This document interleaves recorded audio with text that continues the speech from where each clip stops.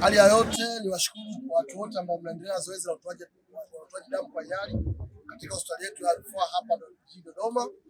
Lakini mbele yenu hapo mnapoona kuna wenyeji wetu ambao ndio wanatupokea kwenye eneo hili. Na mimi singependa kuwa mzungumzaji sana sababu nishazungumza mwanzoni.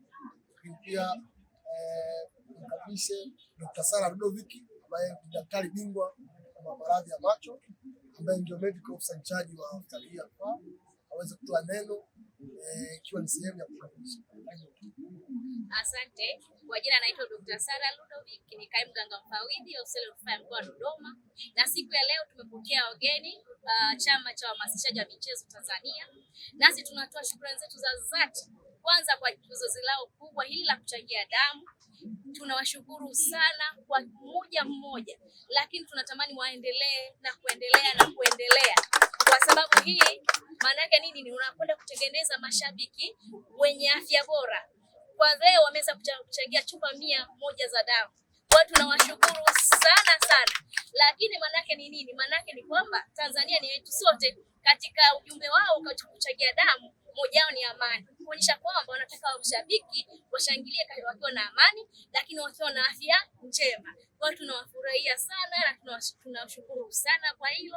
Na kila mmoja basi akiguswa aungane na chama, ajiunge kwanza kwenye chama hiki, lakini tuungane wote katika kuhamasishana michezo, kujenga afya bora, lakini pia kuchangia damu, tuwawezeshe wenzetu ambao wanahitaji waweze kuja kupata wenyewe damu na waweze kutoka hospitali wawe na afya bora, wakafanya kazi, wakadumisha amani, lakini pia wawe mashabiki bora. Kama wahamasishaji michezo nchini tumefarijika.